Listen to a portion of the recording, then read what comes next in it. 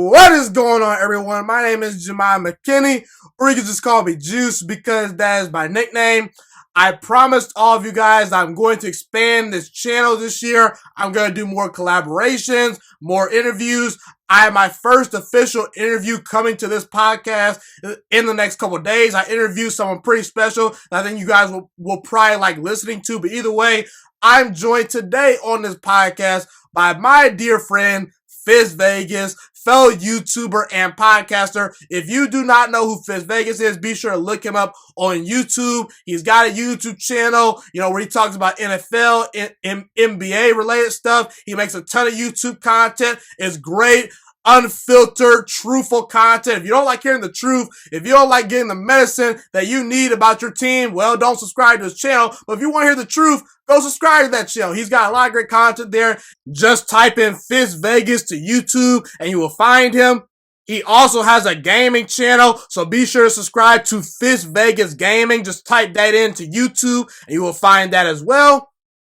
He has a podcast. Be sure to subscribe to him on all podcasting platforms. Just type in Fisk Vegas to wherever you get your podcast and you will find him there as well.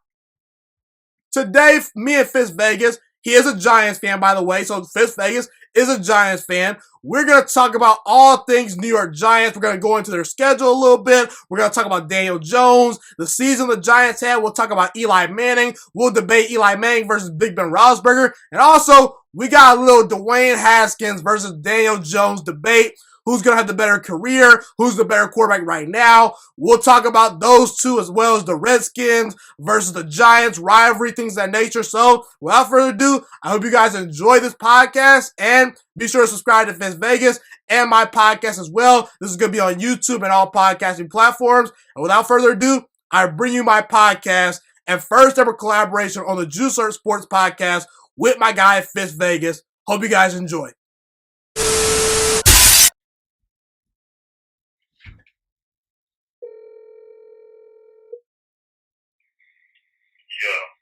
Yo, Fisk, how we doing, man? Oh, I'm doing good. All right, bet. So I've already kind of introduced you to the people a little bit, so just tell them a little bit about your channel, and we're going to get started with some New York Giants talk and all that good stuff. Oh, well, you know me, man. The hardest voice in sports, man. I tell the truth. He gives y'all that medicine. What you said? You give him that medicine. Yeah, man, I give you that medicine. I give you that Robitussin. So if you don't like hearing the truth, don't come to my channel. all right, fair enough. But either way, okay, be sure to subscribe to his channel. Also subscribe to his gaming channel as well. He's got a new gaming channel out as well where he talks about Madden and things of that nature. So let's get started, man. So can you hear me? Can you hear me pretty well? I hear you loud and clear. All right, bet. I can hear you too. All right, so let's talk about your New York Football Giants, your team. I'm not a Giants fan. Most of you guys that have been following this podcast know this. So I think that I'm pretty unbiased when it comes to the Giants. So listen, last year, I didn't believe in the Giants. I had them going 3-13. They actually proved me wrong slightly. They won one more game that I thought, but either way, the Giants were trash last year, okay? And the reason why I did not really believe in the Giants was because I didn't think that Eli Manning was that good anymore. I'm higher on Eli Manning than most people as far as a prime Eli Manning goes. But either way, his days are numbered. I understand taking a quarterback. I felt the Giants needed to take a quarterback. But I wouldn't have taken Daniel Jones. Now, Daniel Jones so far has proved me wrong. He had a pretty good rookie season. But, I mean, the team only won 4 games. The offensive line was terrible. The defense wasn't great. I still think the Giants need to add to their wide receiver core to continue to get better. And listen, I was not behind the Ben McAdoo hire, and I wasn't behind Pat Shurmur that much either. So, look, Daniel Jones obviously burst onto the scene versus Tampa Bay. You got your nice little win there, beat Washington. And then Fisk Vegas was on his channel talking about, man, the Giants might make the playoffs. That's literally what he said. That's literally what this guy said. And they wanted to lose 9 straight games. Now, Eli Manning did beat the Dolphins because Daniel Jones was hurt in that game. Fisk Vegas takes a little bit of issue with Eli playing that game and things of that nature. We'll talk about that probably later. Daniel Jones has 5 touchdown passes versus the Redskins. You guys win that game. But overall, I will say it was a disappointing season. But the one thing I can say about the Giants is they found their franchise quarterback. And I do think that Dexter Lawrence is a bright spot, the defensive tackle that you guys drafted at number 17 overall. Will Hernandez, a very good young offensive lineman. And look, I wouldn't have picked DeAndre Baker. I would have went Greedy Williams or another defensive back. But again, once DeAndre Baker kind of started to know the playbook a little bit more, once he started to get more comfortable, he started to play better. So I think that if you put DeAndre Baker in the right scheme, if you coach him up, he'll be all right. I don't know if he'll be a true shutdown corner, but there's something to work with right there. So, look, it was a bad season. You picked number 4 overall, but at least you found your franchise quarterback. We'll get to Daniel Jones in a little bit, but talk about your thoughts on the Giants season this year and just overall what are your thoughts heading into next year and things of that nature. Well, I think the biggest thing with the Giants was transitioning the old with the new. All right. The biggest problem last year was we had a corpse at quarterback in Eli, and we have an offensive coordinator masquerading as the head coach in Pat Sherman. So the biggest takeaways from last season is sometimes you gotta get worse before you get better. So last year, Daniel Jones came onto the scene, you know what I'm saying, came out swinging, down 18 points his first game, came back and beat the Bucs. That was a sign of greatness. That was foreshadow. That was just a sign of the great things that was going to come this year. Daniel Jones, in my opinion, had the best rookie season. Out of all the rookie quarterbacks, he's the only one that showed MVP promise. I mean, the multiple 4 touchdown games, a 5 touchdown game, being down by 18 points on the road. I mean, if you put Dwayne Haskins or Kyler Murray in the Giants jersey and they have the same season, they're MVP. But since the media doesn't like the Giants, you know what I'm saying, it is what it is. So basically what I'm saying is losing those games is a blessing because we get rid of Sherman. We get a real head coach, a general in Joe Judge, somebody who's going to hold players accountable and actually gets respect in the locker room. And then Daniel Jones gets a great offensive coordinator in Jason Garrett, somebody who I've yet to see have bad quarterback play. Whether that's Tony Romo, a brief stint with Mark Sanchez, or Dak Bortles, it don't matter. You know, Jason Garrett, he does his job. So the Giants are really set up in a position to succeed. We gotta hold that. We gotta hold the L with the Leonard Williams trade. But other than that, you know, everything from last year, in my opinion, was a victory. I can't be happier with my Giants right now. At the end of the day, I'm disappointed in the way we went about handling the offense in the offseason as far as getting wide receivers, things of that nature. But the number one thing Gettleman had to do was get a quarterback and get a coach. And he did that. So as far as I'm concerned, you know, people overthink football. And, you know, with me betting sports for a living, I have a different perspective on sports as a whole. Y'all overthink it. And at the end of the day, when you look at the Giants and you look at this season and you look at what your expectations are, football is simple. Don't overthink it. Who's got the better head coach? Who's got the better quarterback? I don't care about the defense. That's facts. I don't care about your slot corner. I don't care about none of that. Who's got the better coach? Who's got the better quarterback? And when I look at the Giants and I look at their schedule going forward, I mean, I don't understand why people sit here and just assume we're going to lose to the Bears. Who's got the better quarterback? Who would you rather have, Trubisky? Because you know Trubisky's going to start. They're not going to start Nick Foles. They're still going to give Trubisky a chance to prove himself. Potentially. So who would you rather have? Trubisky, I'd rather have Daniel Jones. Okay, so that's a victory, right? That's one of the games that everybody says we're going to lose, okay? The 49ers. Oh, boy, come on. Fisk, don't do it. Don't do it. Right quick, right? Hear me out. I'm hearing you. Hear me out right quick. If it's a close game, who would you rather have? Daniel Jones or the other guy, Jimmy G? Close game. Who you want? Honestly, I got to pick Jimmy G. He's more proven. Proven? The last time he was in a close game, he overthrew Emmanuel Sanders. Okay, but it was in the Super Bowl versus Patrick Mahomes. Fisk, come on now. What you mean versus Patrick Mahomes? I don't care if it was versus Dan Marino or Joe Montana. What you mean? 10-point lead. He was in the Super Bowl. Your guy won 3 games. Yeah, but you're missing the point, though. It's a new season. Regular season, game on the line. Like I said, I'm a sports bettor. I look at things different.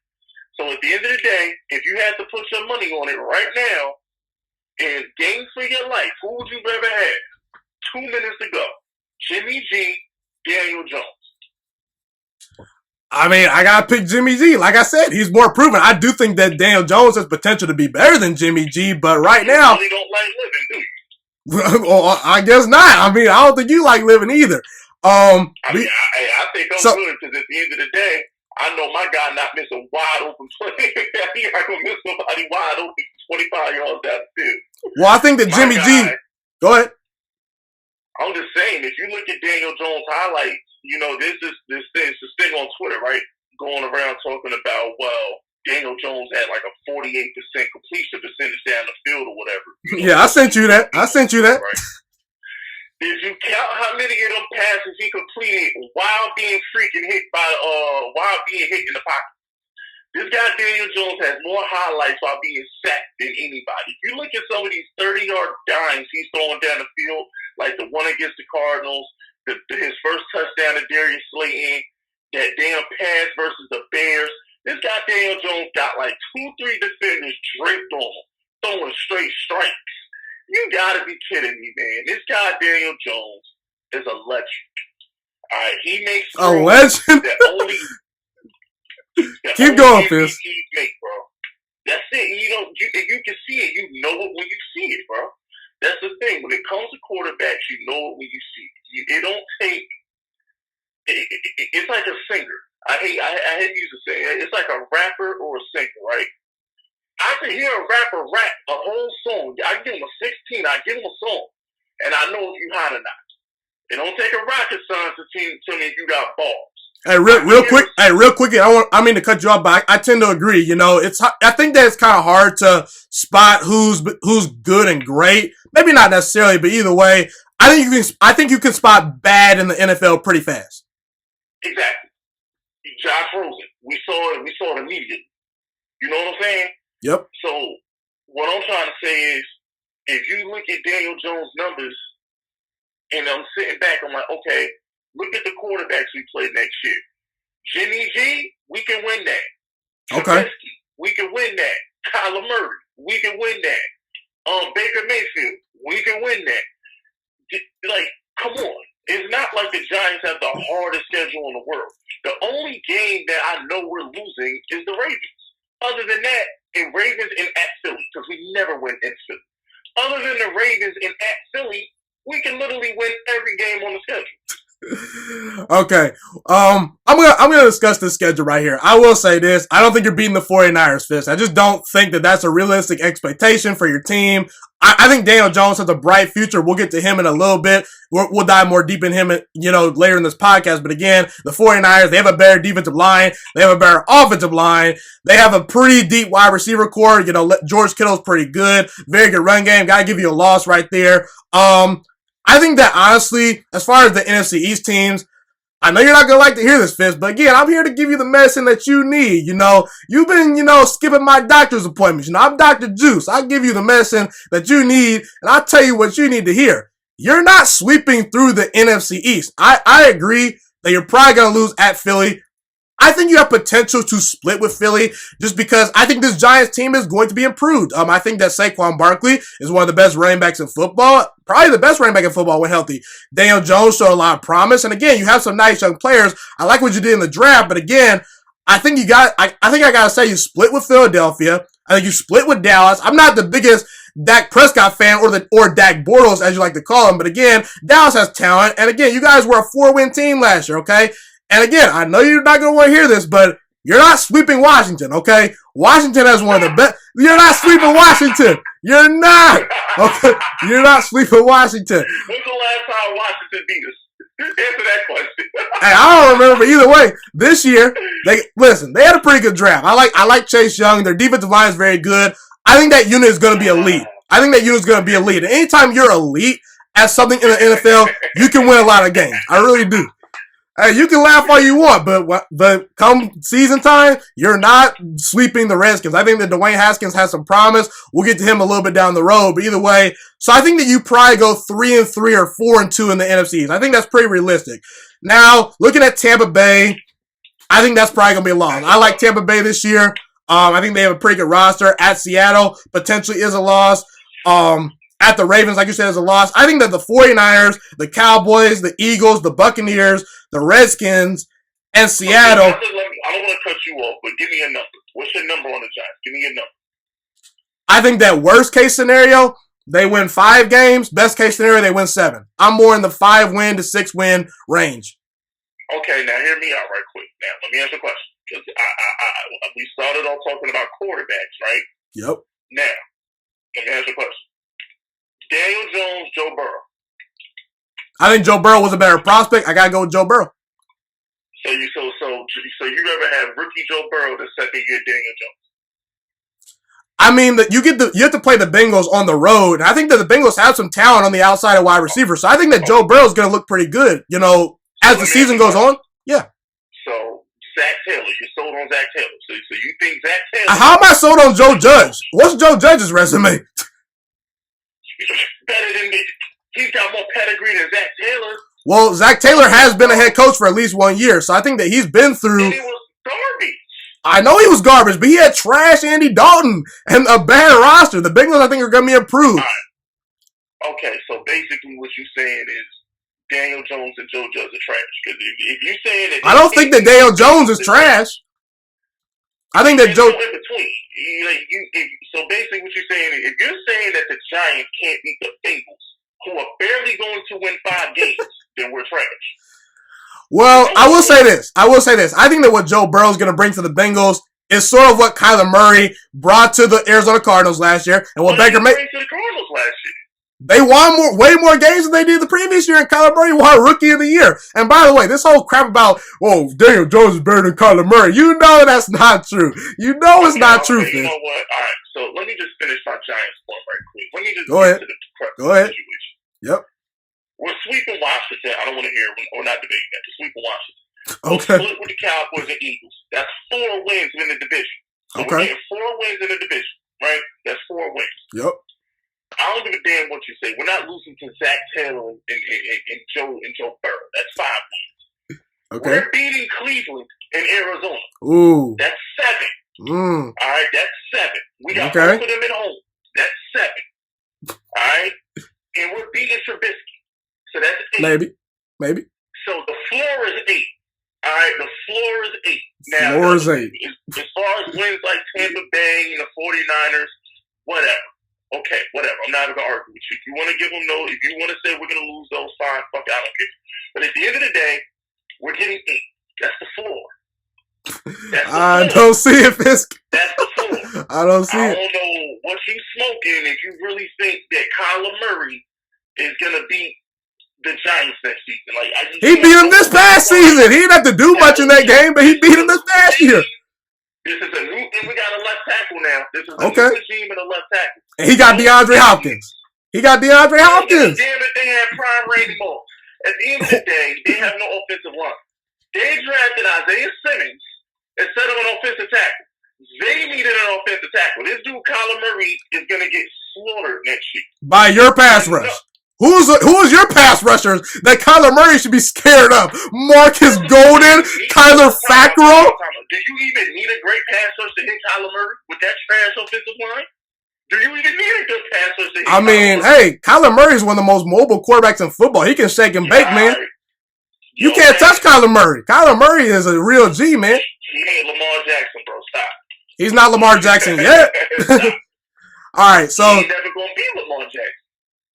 I think that Kyler Murray has much more potential than you're willing to give him credit for. But I will say, one game Kyler Murray had last year that was better than Daniel Jones' game in Washington. Name one game.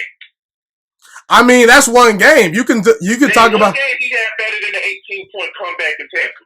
Name one game. I mean, he had a pretty good game versus the Falcons. He had a pretty good game versus the Buccaneers. 18-point comeback? I mean, that's for you to judge. I think personally that Kyler Murray played pretty well, and I think that he is a better quarterback than Daniel Jones, and he had a better rookie year for a couple reasons. He won more games. He was more consistent. He was more accurate. Consistent. How you figure that? Because he was. Go watch the games. Go watch the film. He's more consistently accurate. He's better down. I think that he has as good of arm as Daniel Jones. I think that he's a pretty good runner. He's a better runner than Daniel Jones. And I just think that Kyler Murray is just, he does the little things better. I think that Daniel Jones, he had more wow moments at times than Kyler Murray, but Kyler Murray does the little things better. And I think that he just has overall more potential. Oh my gosh. He does, Fisk. You couldn't give me no solid example. And that's my problem with everybody who thinks that a Dwayne Haskins or Kyler Murray has a better than Daniel Jones. I'm still waiting on the proof. Give me examples. Give me games. Give me throws. Give me highlights. Give me a reason. Prove me wrong. I could point to the Detroit game. I could point to the Redskins game, the Tampa Bay game. There's games where Daniel Jones just goes in there, and it's like, yo, we got the best player on the field. Name one game last year where not Daniel Jones, but Dwayne Haskins and Kyler Murray was the best player on the field. Name one. Listen, I gotta say this about Kyler Murray. I think that he was the best player on the field versus the Falcons. He was the best player on the field versus the Browns. And again, I don't have the schedule in front of me, but either way, he beat your Giants. Okay, he beat your Giants. That's one thing he did. I think that he was better than Matthew Stafford on the field versus Detroit. Daniel Jones got sacked like 9 times. You got to realize something. Kyler Murray inherited a situation where he was honestly kind of sort of set up to fail. You know, last year the Cardinals were the worst offense in football. So he inherited the worst offense in football, a rookie head coach that had a terrible record at Texas Tech, and he leads that team to almost 2 times their win total. They had 5 wins. They tied with the Lions, but they probably should have won that game. So Kyler Murray has shown that he can make up for less of an offensive line. His wide receiver play wasn't that great outside of Christian Kirk every now and then. Larry Fitzgerald is a corpse. You know, David Johnson is a corpse. Okay? So, I mean, I think Kyler Murray has shown he can elevate a team. And I do believe once you put a real team around Kyler Murray, that guy's going to dominate. And also, he was in a much more tougher division than Daniel Jones was last year. Daniel Jones was in the worst division in football by a mile. Oh, stop it. By a mile. The Cowboys were terrible. The Eagles were terrible. Oh, stop it. Stop. You're bugging. How about, okay, who's the worst division of football then? The worst division of football? Okay, let me think. It was the NFC least. Nah, the worst division of football. NFC least. I go with the South. I mean, with the North. Pittsburgh, garbage. Okay. The Browns, garbage. The Bengals, garbage. Well, they garbage. The Steelers were 8-8 without Big Ben Roethlisberger, a starting quarterback. So I don't think the Steelers were all that bad, Fisk. When your quarterback is freaking Kyle Rudolph or Mason Rudolph, whatever, and then it's just like, stop. They played the Bengals. I don't want to hear it. They played the Bengals and the Browns. So that's the Browns had a bad record, but they're still a very talented team. They're more talented than Washington. They were more talented than you guys last year. I know that. You still there, Fisk? No, I'm there. I just had to get that first down. It's 4th down. Should I go for this? Oh, you're playing Madden. Okay, I got you. All right, so we kind of rambled around about the schedule a little bit. Let's talk about your boy DJ. All right, now, listen. I was not high on Dan Jones coming out of college. I just wasn't. And he proved me wrong. I made a video saying that I was wrong about Daniel Jones. I think that he is a legit franchise quarterback, and I do believe that his ceiling is a top 10 quarterback. I do believe that one day he will be a top 10 quarterback in this league. But you said something yesterday in a video that just had me puzzled. You said he's the best quarterback under 30, not named Patrick Mahomes or Lamar Jackson. You didn't even throw in Deshaun Watson's name. You didn't throw in Carson Wentz's name. You forgot Kyler Murray. You forgot Jared Goff and Jimmy G, who have been to Super Bowls. And you said he potentially could be. You forgot him, Fisk. You forgot him. And listen, you think that I know what I said. I know you know what you said. You actually believe in it. It's crazy. But either way, you think Daniel Jones can be an MVP candidate next year. And honestly, Fisk, look, I understand that you're excited. Your Giants have been so trash the last 7-8 years after winning that Super Bowl. I mean, you know, any sign of optimism, Fisk Vegas is going to go hyperbolically crazy, in my opinion, okay? And listen, I think that you're being unrealistic because listen, Daniel Jones is going to have a new coaching staff, a whole new playbook. I think the offensive line will be improved with Andrew Thomas, but again, is it going to be elite? Is it going to be top 10 in the league? I don't know. Outside of Darius Slayton, is his weapons all world? I know Evan Ingram has some potential, but he's been kind of inconsistent. You know he's made of glass. And the defense. I still got to see it to believe it with this defense. I know you added some players in the offseason, but either way, I just think that if Daniel Jones is going to be MVP candidate, he's got to win games. I've already said I don't think the Giants are winning that many games this year. Okay, they could win, I say potentially 8 wins is the best scenario.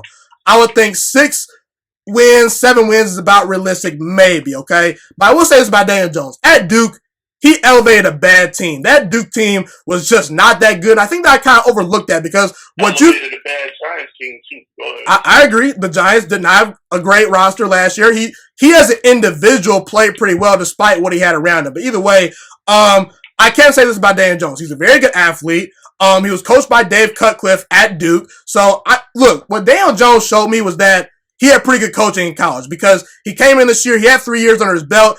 And he actually looked like he belonged in the NFL. He was making throws that most rookies were not trying to attempt to make, things of that nature. And so, look, I think that Daniel Jones has the potential to be a top 10 quarterback. But look, he has the ability to fit the ball into tight windows. He's got mobility. He throws with touch. He's got a pretty solid deep ball. And like you said in your previous videos that you said on your podcast, if you prorate Daniel Jones' stats, he's going to probably break Baker Mayfield's touchdown pass record if he plays all 16 games. And as you mentioned, he thrived despite having a bad offensive line, bad wide receiver play, Saquon Barkley hurt, and a defense that was kind of questionable. I will say he needs to improve his pocket awareness. That's not very good. At times he was kind of staring down wide receivers. I think that he needs to get better at that. I think that his playing style this year was kind of reckless. I think that he needs to take what the defense gives him a little bit better. But again, these are things that you can improve over time, as you get more experience, okay? So go into more details about what you think about Daniel Jones as a player and why you think he can become an MVP potentially this year. Well, the first thing I want to say is I'm glad you brought up all those points because he did all that. He put up with all that in 12 games with better numbers than Kyler Murray, the rookie of the year. So I'm glad you brought up all those deficiencies because he put up with all that, played 12 games, and had better numbers than Kyler Murray. You know what I'm saying? Injuries, bad roster, bad offensive line, only played 12 games, and they had a better record than Kyler Murray. I mean, better numbers than Kyler Murray. I mean, You know the record wasn't better. Yeah, well, we're going to fix that this year, though, so it's all good. All right. So, I mean, what do you think that the Giants need to do to make Daniel Jones the most successful, And I got to ask you this question. Do you want a Saquon Barkley happy offense or a Daniel Jones happy offense? I'm a quarterback guy. I think that the running back position has kind of died down. I know Saquon Barkley is dynamic. He's special. We know what he brings to the table, but it's a quarterback and coach league. Like you said, if you have a great coach, you can win a lot of games, If you have a great quarterback, you can win a lot of games too. You can have a terrible defense, a terrible O-line, bad special teams. If you got a coach and a quarterback, you are going to thrive in some type of way. Example, Peyton Manning led 4 different head coaches to Super Bowls, okay? And we've seen coaches elevate quarterbacks. Joe Flacco, is he an elite quarterback? Maybe in the playoffs, but John Harbaugh's a great head coach. Doug Peterson, he was able to elevate Nick Foles into beating Tom Brady in the Super Bowl. So, again, I have questions about Joe Judge, but what do you think the Giants need to do in order to give Daniel Jones the opportunity to reach the potential that you think that he can reach, and what do you think about that? Well, that's easy. Just Joe Judge, be a dictator, be an authority figure, be somebody who runs the locker room, be smart, make sure you put together a good game plan, make sure the team is prepared, don't do dumbness. Just be a good coach. Do what good coaches do. And as far as Daniel Jones just do what you've been doing. That's all. Just do what you've been doing. Everything he did was fine. Just do what you've been doing. And we got Andrew Thomas that'll cut down half his fumbles right there because he won't be hit as much. Because he fumbles a lot. Yeah, well, he won't be getting hit as much to fumble now that we got Andrew Thomas. And as far as the offense goes, truth be told, I like Dallas offense. I want it to be exactly what they do in Dallas. We can run Saquon 30 times a game and just let Daniel Jones be the playmaker. Because if you just transport, what I'm hoping to see from the Giants next season is the Cowboys offense of like 2014. You know what I'm saying? Cowboys offense with a great quarterback. So I'm looking for like the Tony Romo Cowboys. I'm expecting Daniel Jones to have a very Tony Romo-esque 2014 season because he's better than Dak. So I think I expect the Cowboys offense on crack because he's just better than Dak. At the end of the day, he's just better than Dak. So picture the Cowboys offense with a great quarterback. Boom. That's what I expect for the Giants. Yep. Now, I think that Daniel Jones needs the number one wide receiver. I think that Darius Slayton is a pretty good, wide receiver. He showed a lot of promise as a rookie. And I think the type of wide receiver that Daniel Jones needs is kind of like a Mike Evans. It would be nice for him to have potentially a Tyreek Hill or someone like that, but Daniel Jones throws a lot of balls into tight windows. I think that that's what he does. He needs a Hopkins. Honestly, yeah. Hopkins, Michael Thomas would have been perfect for him. You needed a guy like that. No doubt. So again, let me transition to Joe Judge. Look, I think that Joe Judge has been saying the right things all offseason. I've listened to the press conferences. He comes across as a guy that knows football. And I think that I feel better about him than Pat Shermer and Ben McAdoo simply because those guys, just in my opinion, were not that organized. I mean, sometimes the Giants weren't very competitive. They weren't disciplined. They weren't the physical blue-collar team that you've seen in the past that have won Super Bowls under Eli Manning. So, my whole thing is, look, Joe Judge, he's got a lot to prove to me, okay? Because, listen, he's young. And I know he came from Nick Saban's, coaching tree. I know he's been under Bill Belichick's tutelage. But we've seen some Bill Belichick coaches not become the greatest NFL head coaches outside of maybe Brian Flores, okay? Usually the Bill Belichick disciples don't work as far as head coaches in the NFL. Look at Matt Patricia. He's kind of hit and miss as a head coach. I actually take objection to that. Go ahead. I take objection to that because I think if you look at the Belichick tree objectively, Flores did fine. Yep. Bill O'Brien is the best coach in the South. Mike Vrabel went to a championship game. So as far as I'm concerned, Belichick tree actually looks pretty decent right now. I mean, if you just want to be technically speaking, his tree looks good right now. It looks all right. I think that Bill O'Brien kind of needs to go in Houston. I think that his time there is kind of, ticking. I don't think that Houston's going to win anything big with Bill O'Brien. Mike Vrabel, once he got a pretty good quarterback, like you said, he made a pretty good run. So that's a good point. I never really thought about that. But look, I will say this about Joe Judge. He's young. He has a lot to prove. But what I like about the Giants situation is that they brought in Jason Garrett. And I didn't love Jason Garrett's play calling in Dallas, but he's got experience. He's been a head coach before. So him being on that staff is going to help Joe Judge, in my opinion, because he's actually been a head coach in the past. Okay. So I think that was a good move. So look, Joe Judge, again, I just think that I gotta see what he brings to the table his first year. Giants fans have to be patient. We know that things are not gonna get turned around overnight. I know that you think you guys are gonna win 10 or 11 games.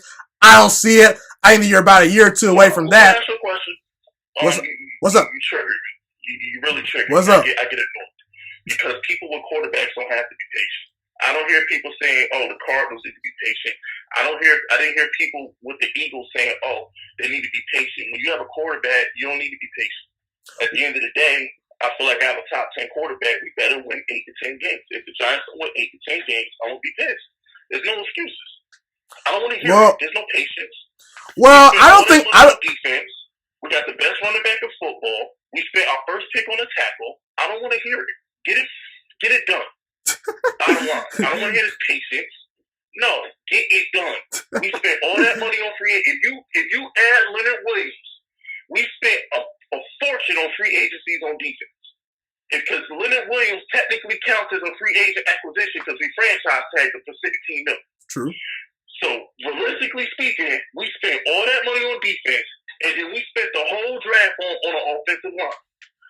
We spent all that money on wide receivers. Remember, we paid Tate, we paid Shepard. No matter how much I feel about, no matter what I feel about them, we paid them. As far as I'm concerned, there's no excuses for this Giants. None.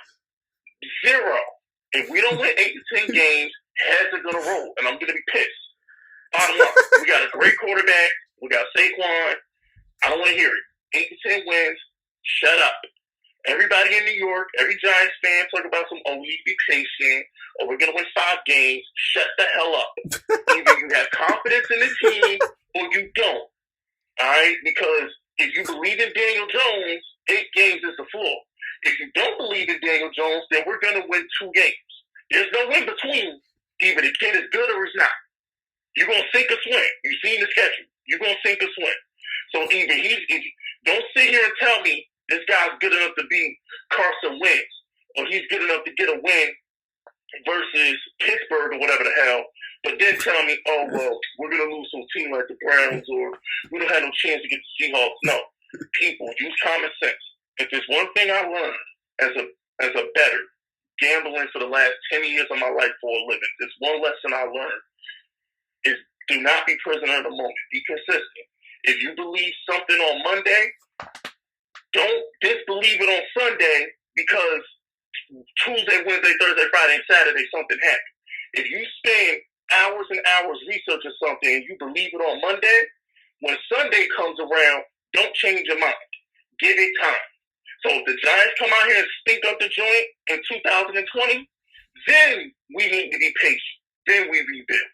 But as far as I'm concerned, I'm going in there with the expectation of we're winning 8 to 10 games because we got a great quarterback. We spent a hell of a lot of money on defense, and we got a solid coach. Bottom line. So there's no in between. Don't flip-flop. Like Giants fans last year. Get it done, Giants. Yes, get it done. It's like last year, oh, Daniel Jones is the worst pick ever. He's trash.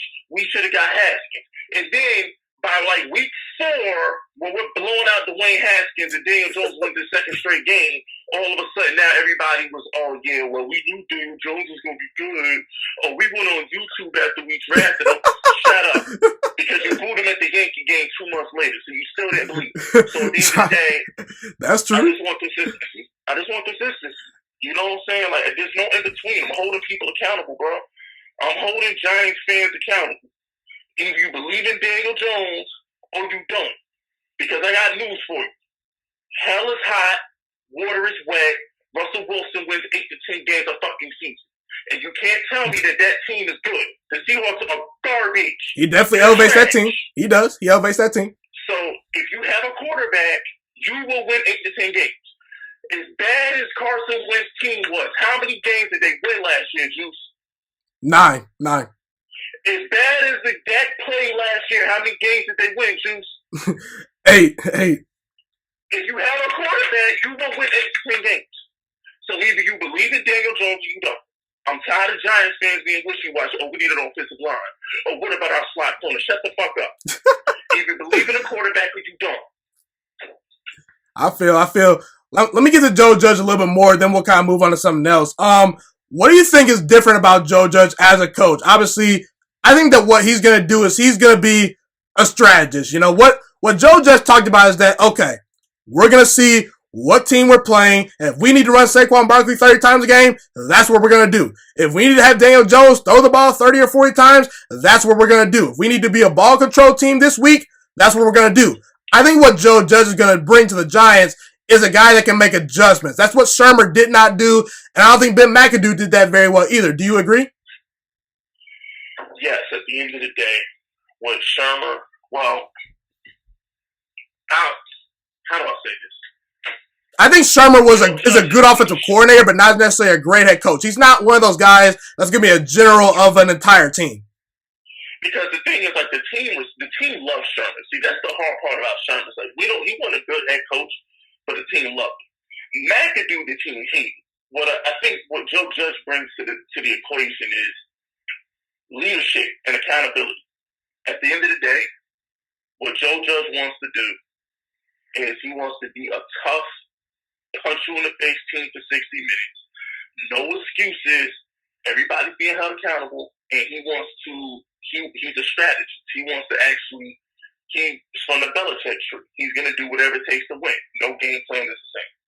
So what Joe Judge brings to the table is leadership. And that's something that the Giants have lacked. A true leader, a head coach.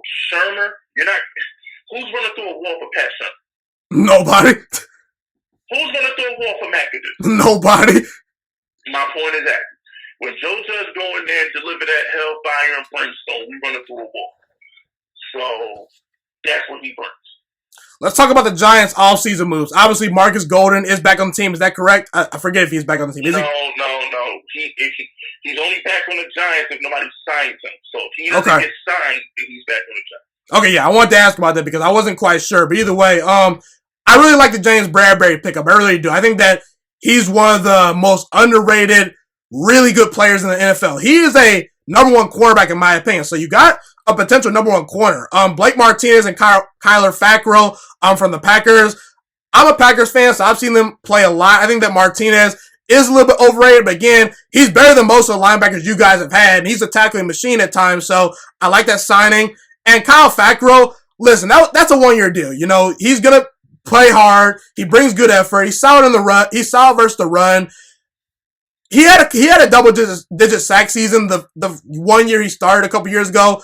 Those stats are kind of inflated because he had like, I think 3 or 4 sacks in like 2 games or something like that. But either way, I think that's a solid signing. And in the draft, I would have went Isaiah Simmons number 4 overall, but I understand the fact that you get Andrew Thomas.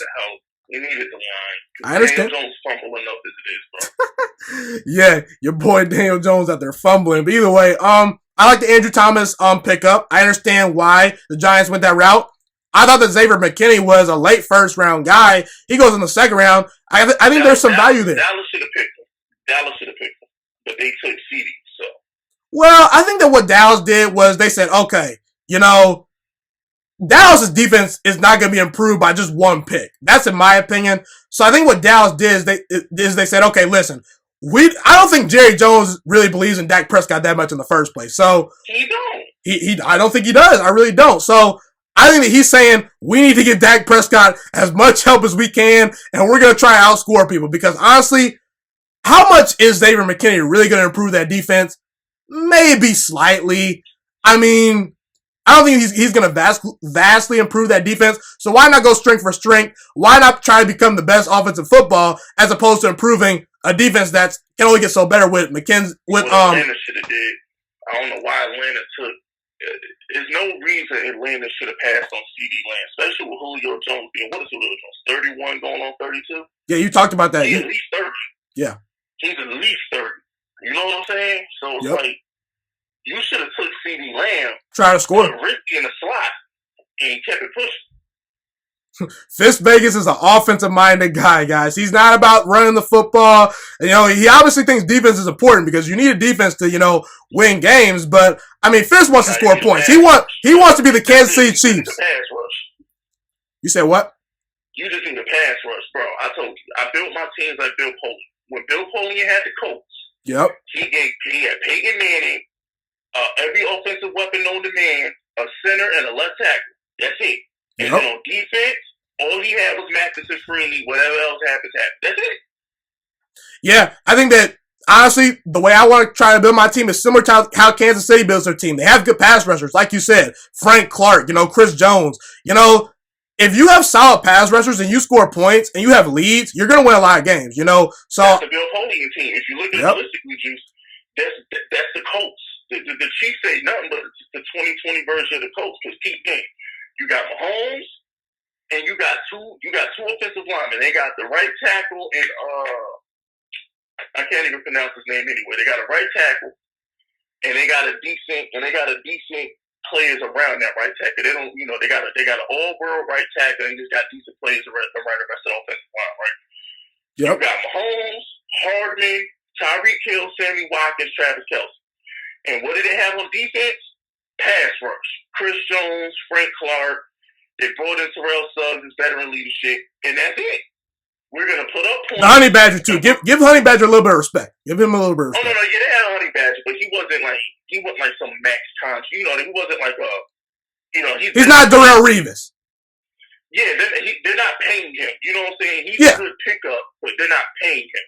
You just don't want to be terrible in the secondary. Yeah, you just don't want to be terrible. You want to be competent. So if you look at it, all the Chiefs are of this generation's Colts. We're going to get the lead, and we're going to let them pass rushes that we're paying a fortune to protect the lead. That's all they want to do. And it worked. Worked for 2 years. And then I hear all these Giants fans talking crazy, talking about some Fisk, you can't draft the wide receiver in the first round, or Fisk, we need to fix the second. No. Get the best offense possible and some pass rushes to protect the lead, and you will win more games than you lose. Why do you want to have 3 yards in a cloud of dust in a run game and try and win 50-50 games all season long? Because when you have a run game and you play defense, you're going to be in a lot of close games. Hopefully you make a field goal. Hopefully a flag go your way. Who wants to be in lucky games like that? Give me Mahomes' offense. Give me Peyton Manning's offense, and I'm going to win more games by 14 points than I win by 3. Bottom line. Yeah, I think the Super Bowl kind of proved that too, because the 49ers, they're kind of, the old school, throwback team, run the ball, very good offensive line. We're going to punch you in the mouth. And it honestly would have worked if Jimmy Garoppolo hits Emmanuel Sanders with that pass. But again, I just think that if in 2020, you got to score points. You got to be able to put up points. I just think that I think if you have a great coach that can elevate the other positions and a very good quarterback, you're going to win a lot of games. I've seen it with Aaron Rodgers.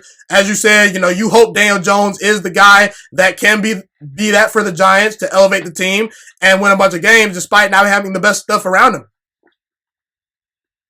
And it all comes down to quarterback and head coach. All right, bottom line. Quarterback, head coach. All this other stuff, I don't care. All right, people overthink stuff. There's a salary cap, Juice. I agree. Oh, man, we need an offensive line. No, you don't. You dope. You need a left tackle and a center. You can't pay the whole offensive line. So what's the point? You can't pay them. It's like Dallas. Dallas is only able to pay these fools because Dak was a 4th-round pick. If they still had Tony Romo, that is fact. They wouldn't have all 5 of them offensive linemen right now. That is fact. If Tony Romo was still on their books making $30 million a season, they wouldn't have been able to re-sign Lionel Collins. It wouldn't have happened. At the end of the day, you have to pick and choose. It's a salary cap. You need a center. The center helps the quarterback to call out the blitzes. The center is probably the most important person on the offensive line because he puts the whole offensive line in the right protection scheme. Then you need a left tackle or a right tackle, depending on what, because I know Tua's left-handed. So depending on what the blind side tackle, all right, blind side tackle, and that's it. Protect the blind side, get a smart center to help protection. There's the offensive line. Everybody else just play good. We don't need you to be great. Just play good. This Vegas, keeping it simple. Keeping it simple. Don't overthink it. People be trying to be rocket scientists. I'm like, shut up. Football's about analytics. Football's about scoring points and trying to figure out how to hit the other quarterback. That's pretty much all it is, really. Exactly. That's why analytics will never work in football. Analytics will never work in the NFL. It'll never work. Because at the end of the day, the NFL is simply about keeping it simple and being game plans. Like, analytics work in baseball because you can't, there's no game plans in baseball. So analytics are going to tell you that, DeAndre Haskins or Julio Jones, their numbers declined or they're only good in certain situations. Well, I'm like, that's stupid because at the end of the day, the analytics don't tell you if they were double teamed. The analytics don't tell you if Dan Quinn or freaking Bill O'Brien is using them as a decoy for 10 plays. They don't tell you that. You can't incorporate analytics into football. It's stupid. You can't. That's why I hate when people sit here and try to give me these numbers and say, oh, Fisk, this is what Daniel Jones is good at. Or Fisk, this is what the Giants offense looks like without Odell Beckham. So I'm like, are you stupid? Watch the games and make your own determination. Don't look at numbers. Yes. Stats are overrated. Yes. Analytics work in baseball. They don't work in football. And the same thing in NBA, Juice, right?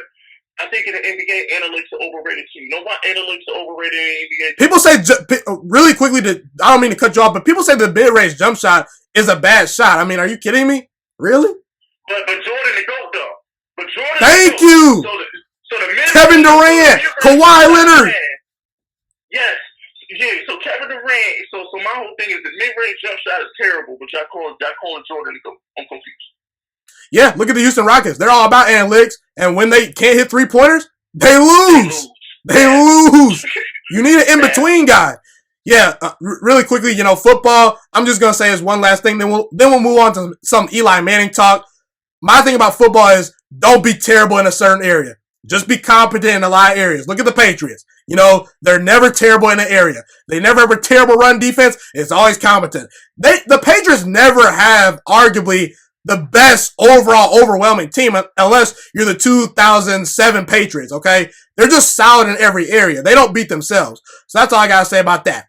Now let's talk about your boy Eli Manning. I think Eli Manning is very disrespected as far as a legend goes in the NFL. I think that he constantly gets way too much heat, and people can't keep that same energy with Eli Manning when it comes to these other quarterbacks. In my eyes, Eli Manning is a top 15 all-time quarterback. Now, I don't know where you have him ranked, but that's where I have him ranked. We'll get to that in a little bit. But, okay, I will say this. Yes, Eli Manning has 9 seasons of a 500 record or worse. I get that. But see, I look at Eli Manning as a supermodel because he won 2 Super Bowls.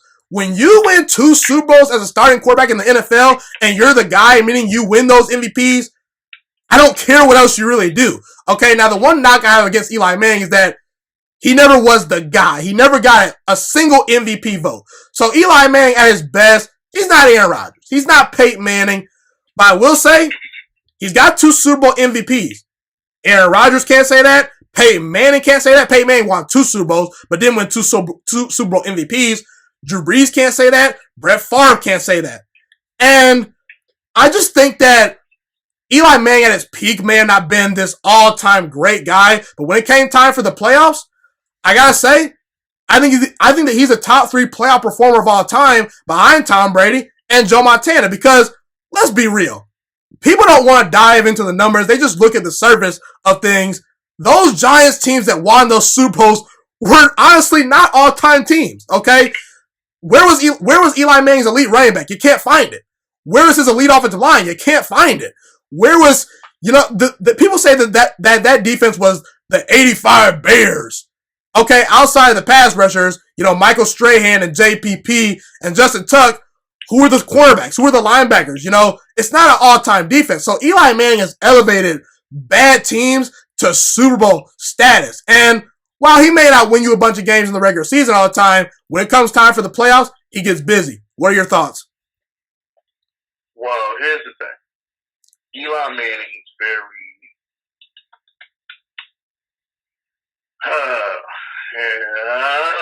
You've been called a fake Giants fan for criticizing Eli Manning. You love the guy, but you tell it like it is at times.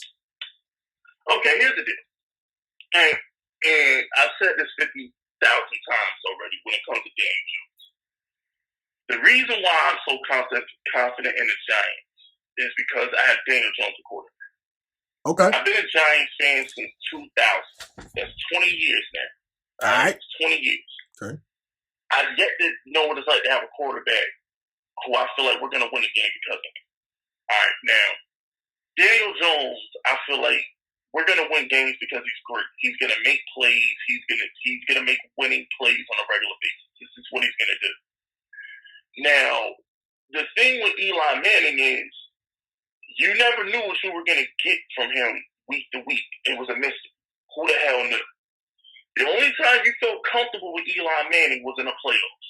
Because for some odd reason in the playoffs, he put a Superman cape on and he was just Duke. Now, what I'll say about Eli is this. This is just me being as objective as possible. At the end of the day, all the disrespect towards Eli, he deserves it. Because that man was trash 50% of the time in the regular season, which is why he finished with a 500 record. That's fair. But in defense of Eli, you go to the Hall of Fame based on those 2 Super Bowls. So you can say say Phillip Rivers is better.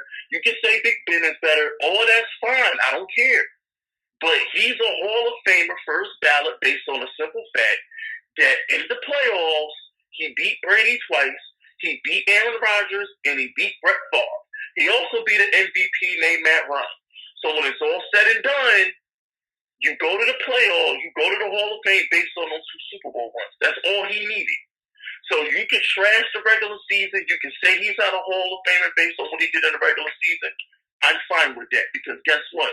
You know who's going to make the Hall of Fame because of the regular season? Phillip Rivers, Matt Ryan. So if you can put Phillip Rivers and Matt Ryan in the Hall of Fame because of their regular season numbers, then you put Eli Manning in the Hall of Fame because of his postseason numbers. It's the same argument I had for Julian Edelman. I'm a firm believer in you go to the Hall of Fame based on what you do in the postseason. So when I look at a guy like an Eli Manning who beat a lot of people top 10 is going to have Rodgers, Favre, and Brady, right or wrong. I agree. They're in my top 10. And eventually, due to longevity in numbers, Matt Ryan's going to be in the Hall of Fame, right? Yeah, he will probably get in the Hall of Fame. Voters will probably vote him in. So what I'm saying is that's 4 Hall of Famers that he beat in the playoffs. And to beat Tom Brady and Bill Belichick in 2 Super Bowls, 2, not 1 but 2, lets you know it wasn't a fluke. See, anybody can win 1. When you win 2, it ain't a fluke. That's the thing people need to understand. You don't win 2 Super Bowls by accident. That just don't happen. And you already brought up the fact that he was Super Bowl MVP in both of them. So what I'm trying to say is at the end of the day, Juice, I stay out of Eli Manning debates because I understand both sides. I just want people to understand that, Giants fans to understand that when people disrespect Eli on national television, he deserves that because that man was garbage half of his damn career in the regular season. He was garbage. Bottom line, trash for half his career. But he did get those 2 Super Bowls. So he's a first ballot Hall of Famer based on those 2 Super Bowls. Bottom line. Now, I agree. And to bring this full circle, what I mean by Daniel Jones is he has MVP traits. He makes plays that only MVPs make. Daniel Jones is either going to be an MVP or he's going to be a bust and he won't get a 5th-year extension. There's no in-between with Daniel Jones because his play style dictates greatness or flop. There's no in-between. I tend to agree. I tend to agree. Yeah. There's no in-between with him. See, with Eli Manning, it was like, what the fuck is this? This is like, what the hell? So, you know what I'm saying? So, at the end of the day, bro, I love Eli Manning, but I stand by my criticisms of him the last, I don't know, 3 years of his career because he was garbage. Juice, let me ask you a question. Yep. All right. I want your honest assessment right quick. Okay. You know, they call me a fake fan. All right, let me ask you a question. Yep. If Eli Manning does his job, are we in position to draft Saquon Barkley? No, you are not. If Eli Manning does his job, is he not still starting quarterback on the Giants instead of Daniel Jones? Yes, because quarterbacks are playing later into their career, and Eli Manning, I think he'll still be the starting quarterback probably. And let me ask another question. With Eli Manning's reputation of being an Iron Man and like a Walter Payton Man of the Year, he's a good guy. With Eli Manning's basically spotless off the field record, if Eli Manning was still good enough to play in this league, would he not gotten a job somewhere else in the NFL? I agree. He probably would have, definitely. So how am I a fake fan for putting out the options? I never called you a fake fan. I just said the Giants fans think you are. You didn't, but I'm just saying in general, like they say, I'm like people don't like to hear the truth. They like to hear the truth. Exactly, especially Giants fans, and that's just the guy's honest truth. And I think a lot of what's going to happen with Daniel Jones is what's going to end up happening with Daniel Jones is by the end of the 2020 season, Eli he'll kind of be a forgotten man. What I mean by that is Giants fans aren't used to having a quarterback go out in the regular season that wins games because he's that dude. Exactly. They're not used to that. You see, like, what he did versus the Redskins, what he did versus Tampa Bay, that's not stuff that Eli Manning did on a regular basis. Nope. You might get that once a season from Eli. Once. This kid, Daniel Jones, did it twice. You know what I'm saying? So when it comes down to it, he's got mobility, too. Eli Manning, not the fastest guy either. Exactly. And you know what I'm saying? And when it comes down to it, Juices, what's going to end up happening is all these Giants fans, all they care about is, we need to get a run game. We need to build the offensive line and the defensive line. Help the quarterback. They're stuck in the old era because that's all they know. They don't know what it's like to be a Packer fan and just say, damn it, we got Aaron Rodgers. I don't give a fuck how many Pro Bowls you have on your defense. I'm a Packers fan. I agree. Yes. They don't know what that's like. As a Saints fan, we don't care who your team is. If we're in the dome, home or road, if we're in the dome, we got a damn chance. Patriot fans, I got Belichick and Brady. We know we got nothing but white boys who like 5'8", but we still gonna beat you because we got Belichick and Brady. Giant fans don't know what that's like. They don't. Giant fans, I'm gonna be honest with you. Giant fans don't know what the fuck good football look like, Juice. Eli Manning is a 500 quarterback for a reason. There had to be consistency in the Giants quarterback position in 10 years. There's a reason this man is 500. It's a reason. Because he's not consistent. Don't blame Jerry Reese. Don't blame Odell Beckham. Blame Eli Manning. The quarterback is supposed to elevate the team. He's supposed to make everybody better. Yes. So what I'm trying to say is, at the end of the day, Eli Manning's best season ever, Juice, was 2011. What was his record in 2011, Juice? Wasn't it like 9-7 or 10-6? Bingo. He couldn't even win 10 games. Eli Manning's best season of all time, he was like 30 yards away from 5,000. He threw for 4,900 something yards that year. Set the fourth quarter, I don't know if it was yards or touchdowns. Eli Manning set a fourth quarter record. I don't know if it was yards or touchdowns, but whatever. His best season of all, if his entire career in 2011, Juice, he couldn't win 10 games. That's a fair point. He was barely above 500, his best season of all time. So what I'm trying to tell you, and I'm trying to explain to Giants fans is, shut up. Y'all know nothing about real football. Y'all don't know. Because all y'all know is inconsistency, and y'all living in the Bill Parcells era, and you're living in this fake Eli Manning era. At the end of the day, what wins football games is Patrick Mahomes being that nigga. That's what wins football games. Agree. Aaron Rodgers and Russell Wilson being the guy. You don't need all-pro football teams. I don't care. You have a great quarterback. You have a solid head coach. Everything else falls into place. So at the end of the day, Juice, if Daniel Jones is the guy, the Giants will be fine. If I'm wrong about Daniel Jones, we in a hell of a lot. Well, no, we're not. Yeah, we in a shitload of trouble. So at the end of the day, he's MVP or bust. And I don't mean win the MVP. I mean play MVP caliber football. Be a top 10 quarterback in the league.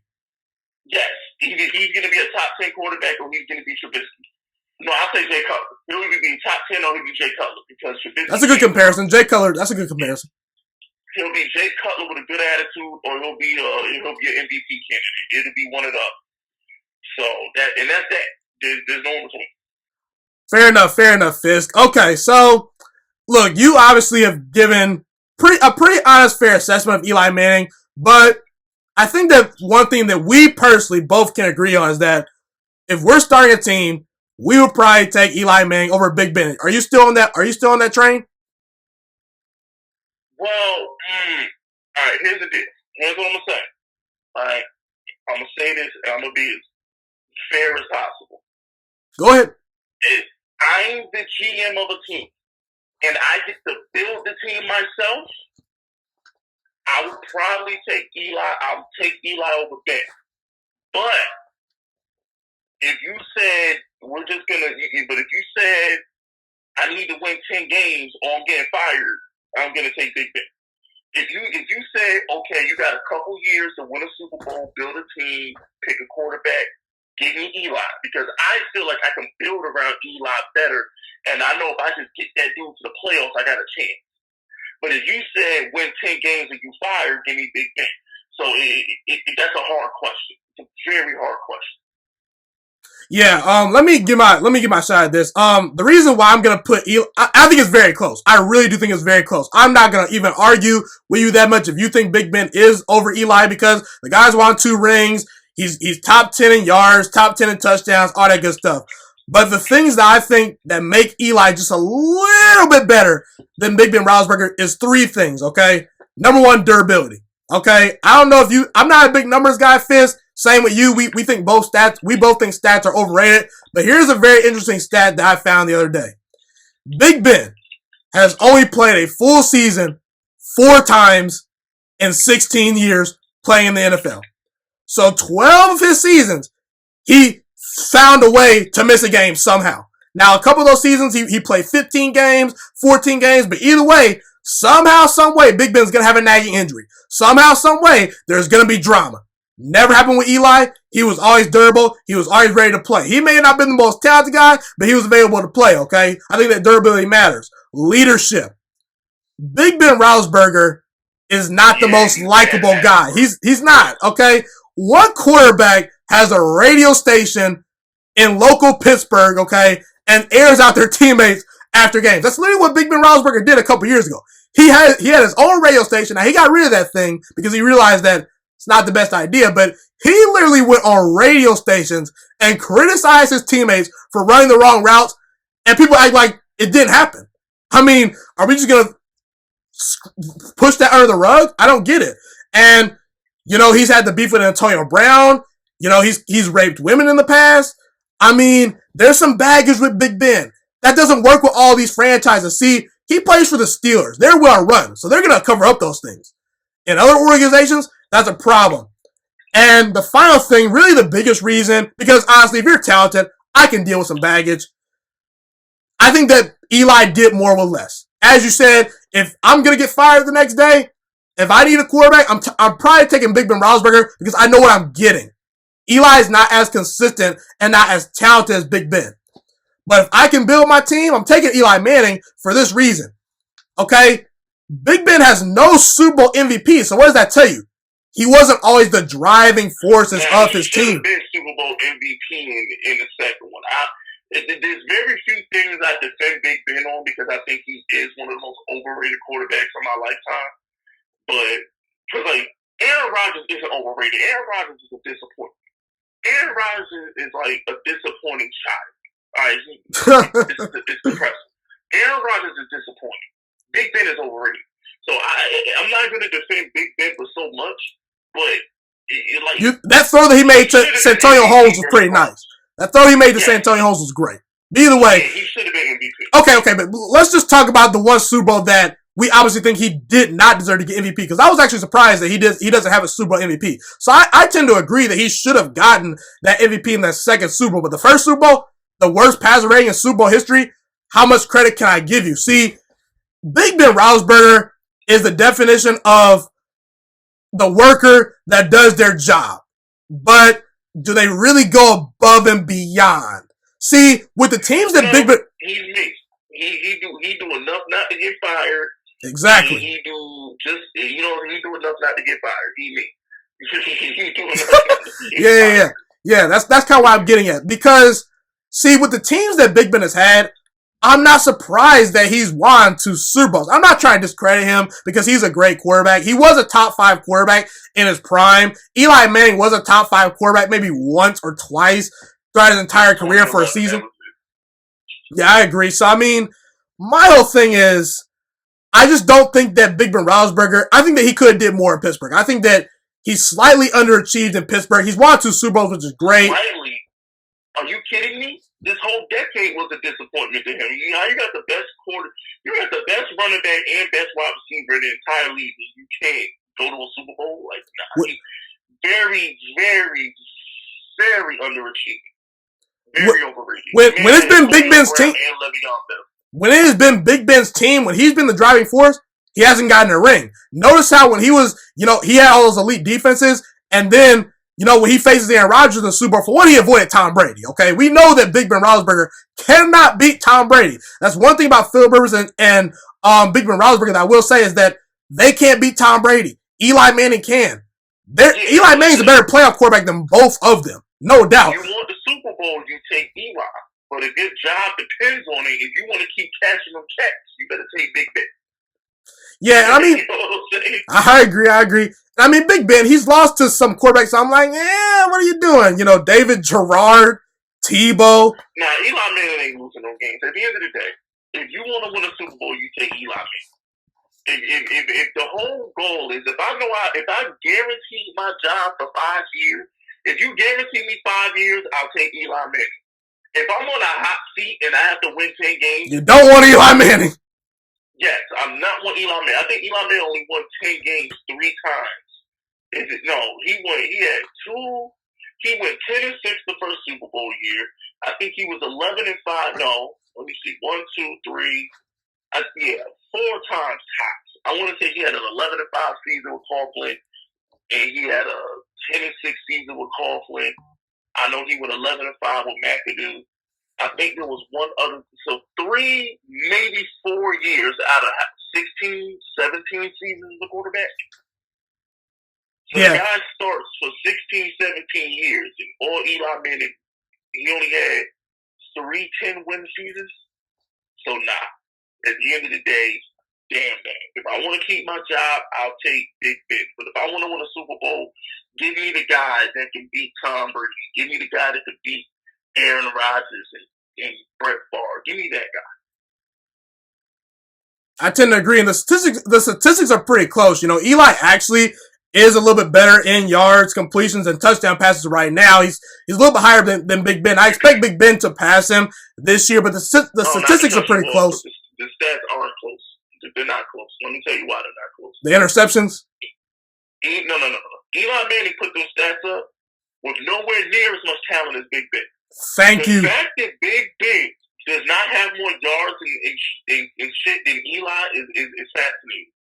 If you said one guy was going to have Antonio Holmes, Hines Ward, Antonio Brown, did he get Juju and stuff? Like, come on, bro. Martavis Bryant be annihilating. Yeah. You know, Emmanuel Sanders. He had that stretch with Emmanuel Sanders before Antonio Brown started the ball. So at the end of the day, Big Ben should have more yards than what he has. So, whatever with that. Yeah, that was kind of my point. Yeah. The fact that it's close kind of proves my point. You know, Eli does more with less. He elevates the players around him, and I honestly think that if you give him those teams that Big Ben had, he wins more rings. And maybe Ben gets what? You said what? Oh man, if Eli Manning was on the Steelers, his first 10 years in the league, Eli Manning has at least 5. Oh, 5? Oh, I don't know about that. I give him maybe 3. At least 5. Let me tell you why at least 5, right? Hot take, but go ahead. Big Ben went to 3. So okay. Big Ben went to 3. So that's 3 right there, right? That's at least 3. Do you really think that Eli Manning will lose to Tim Tebow in the first round? No. Do you think that Tom Brady is beating Eli Manning in 2 straight playoff appearances when he got Antonio Brown and Le'Veon Bell? It depends on where the game's played, but I give Eli a good shot. Even in Foxborough. I mean, the one thing I will say about the Super Bowls, they were neutral fields. So, I mean, but I got to see where they play. I will say I give Eli a better shot than Ben. I give Eli a better shot than Ben for sure. I'm just saying. And then he lost to the corpse of Peyton Manning in 2015. Stop. He lost to David Garrard. No, stop. He lost to Blake Bortles. I know. Eli Manning losing a home playoff game to Blake Bortles. No, Eli Manning is not losing a home playoff game to Blake Bortles. Eli Manning is Tom Brady if he's in Pittsburgh. He's 5-6 Super Bowls in. Stop. He's got at least 5 or 6 Super Bowls if he's in Pittsburgh. At least. Minimal. He's Tom Brady at minimum in Pittsburgh. And his floor is Tom Brady if he's in Pittsburgh. The only pushback I would say is that outside the 2 runs that Eli made, he went one and done all the rest of the ways. That's the only pushback I really have. But I mean, yeah, but he ain't had those defenses in Pittsburgh. He ain't had that's that true. Shit. That is true. People, listen. You can name the Pittsburgh defenses. Unless you're a Giants fan, you can't name a soul after the front 4. No doubt. Now, personally, I don't think Phillip Rivers is a Hall of Famer. Do you agree? Nah, he's not, but he'll get in. I do. I think he'll get in, but I wouldn't vote him in. I think that you either need to win rings or be dominant. Nah, and when you're a quarterback, if you're a quarterback, you better have like 2 to 3 MVPs or you gotta have a Super Bowl. Yeah, I tend to agree. And I don't think Rivers was ever top 5. He was top 10, I think. He was close, but yeah, I wouldn't vote him into the Hall of Fame.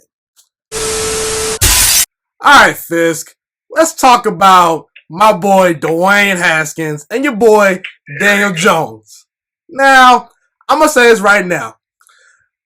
I think that Daniel Jones right now is a better quarterback than Dwayne Haskins. He definitely outperformed. Hey. Yeah, I think that he's a better quarterback than Dwayne Haskins right now. Like I said, I'm not bashing Daniel Jones. I'm not trying to come on here and be a hater or nothing like that. I think Daniel Jones is a franchise quarterback. If you support him with enough talent, he can win big. But I'm going to say this right now. About 5 years from now, if you watch this video, you're going to be saying, man, Juice got me on this one.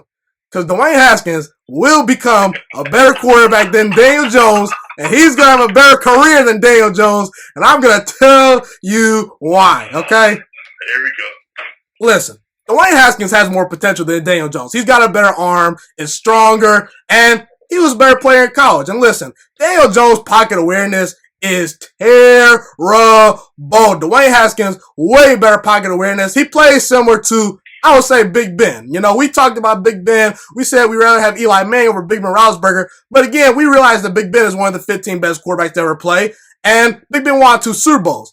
Dwayne Haskins reminds me of a baby Big Ben Roethlisberger. The way he plays, got the big time strong arm. You know, I wouldn't say he's the most mobile guy. Daniel Jones definitely hasn't beaten mobility. But you know, I did a whole film analysis on Dwayne Haskins. So I watched this whole entire season. I watched a ton of Ohio State football because I live in Ohio. I have nothing to do but watch Ohio State games. And I said when Dwayne Haskins was coming out the draft, this guy has the arm talent, the accuracy, and the swagger to turn the Redskins around. They got an absolute steal when he fell to them. And listen, Daniel Jones had a good rookie year. We know that, okay? But you and I have talked about situations all the time and fits and how that determines how good a quarterback can become. And Daniel Jones started 3 years at Duke. Dwayne Haskins, 1 season at Ohio State. So it makes sense to a certain extent that Daniel Jones was a little more NFL ready than your boy Dwayne Haskins, okay? And Jay Gruden did not want Dwayne Haskins. He didn't teach him. He didn't develop him. And he was third string quarterback.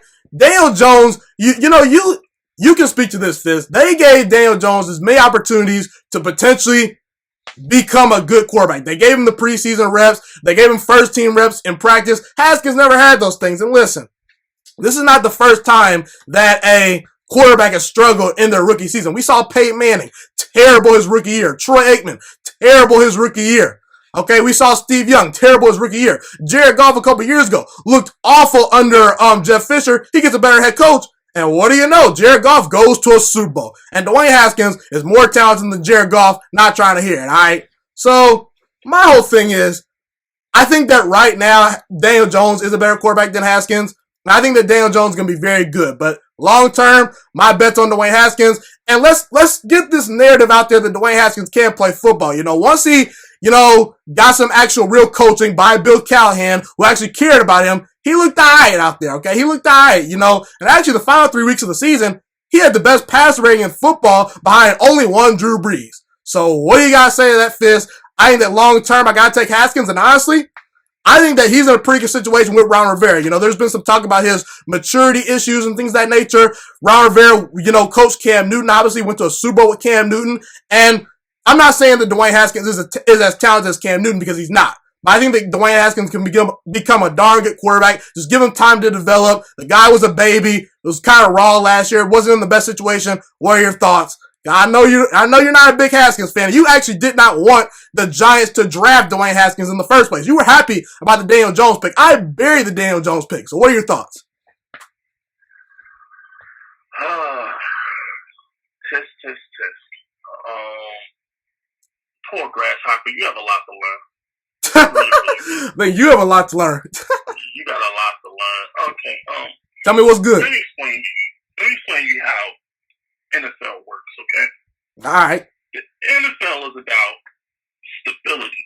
It's about coaching and front office. It's about being put in a position to succeed. Okay. Now, I agree. What I'm going to try to explain to you, I want you to comprehend, okay? Because I know this is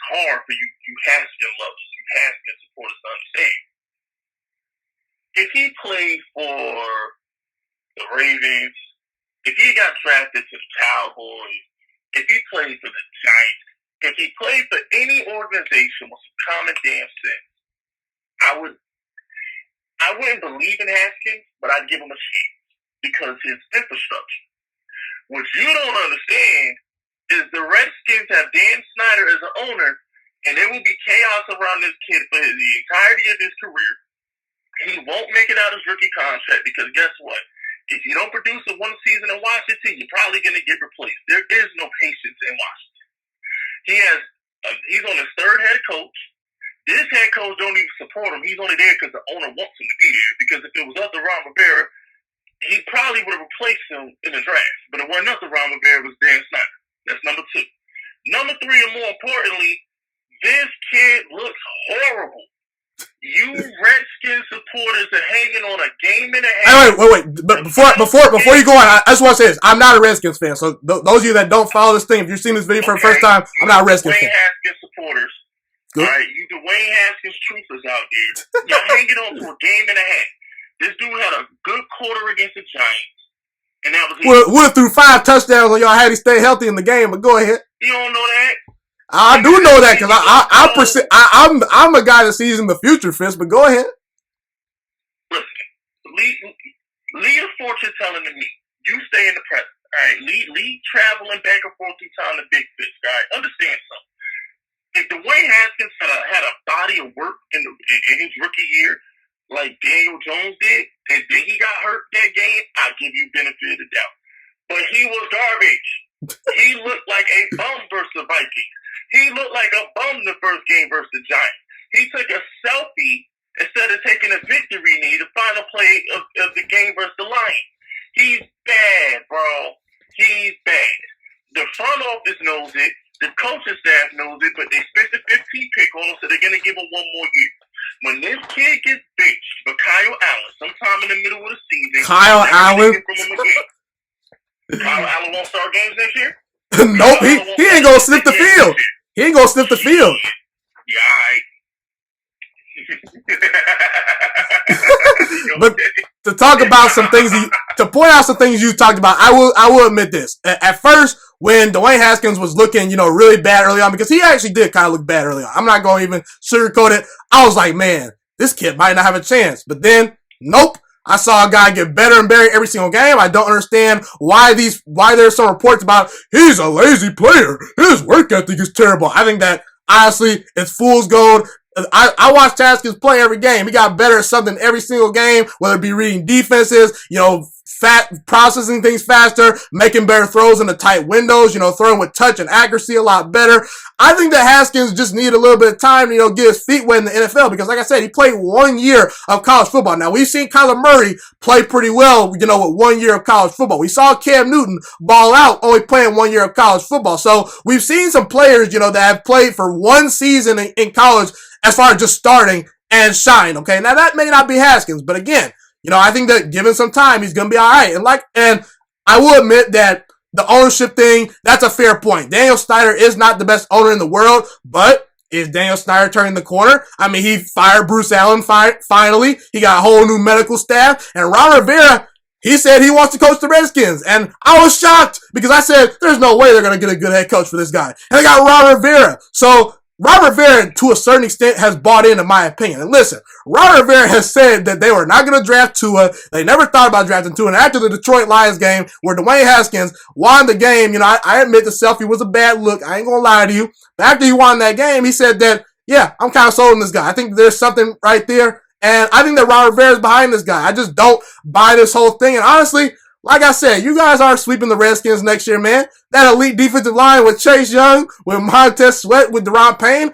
I gotta say, they were there last year. Okay. Chase Young, them same dudes was there last year and got shit. Let me ask you a question. What happened to the 49ers when they got Nick Bosa? What happened to that defensive line when they got Nick Bosa? See, Chase Young was the difference maker. He's gonna be the difference maker. You went too far. Okay, you went too far. See, Juice, you got emotional. You talk about your boy, you got emotional. I'm unbiased. Who are the Redskins corners?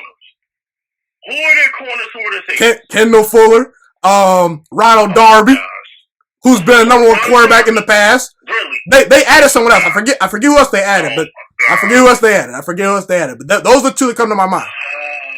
Listen, the Redskins aren't gonna be this amazing team next year. You guys aren't gonna be this amazing team next year. Both Daniel Jones and Dwayne Haskins aren't having any favors dealt to them. Both are gonna be, on their second or third head coach. I forget what Daniel Jones had to deal with, like second coach, I think, right? Yeah. So the second one. yeah, second. So they're gonna be learning new playbooks. It's gonna be, this year where it's shortened training camp. So look, the offensive lines for both teams aren't particularly great. I think that the Giants' offensive line will be better. The Redskins, and I think honestly, the Redskins supporting cast around Haskins is a little bit underrated on offense. Scary Terry McLaurin.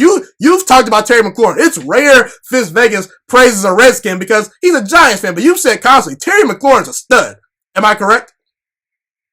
Yes, Terry McLaurin is a stud. I'll give you that. Steven Sims, the speedy little dude they got. Kelvin Harmon, the 6'3" guy at NC State that caught nothing but mad touchdowns a couple years ago at NC State.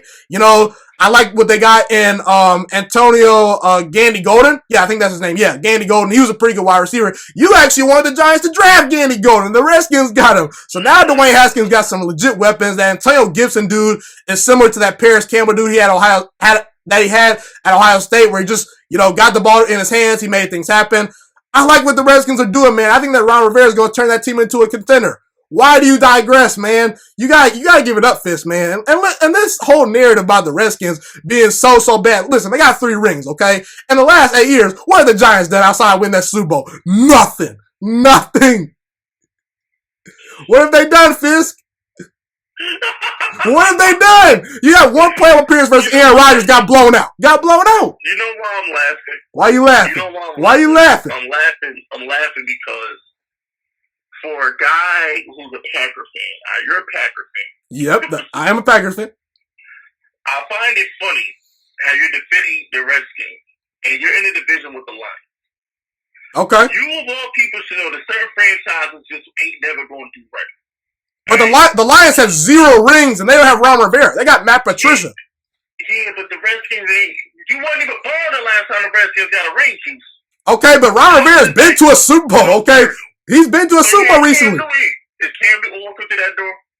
No, but baby Big Ben is Dwayne Haskins, the guy that threw 50 touchdown passes at Ohio State. Let me ask you a question, Juice. What's You're up? a Packer fan.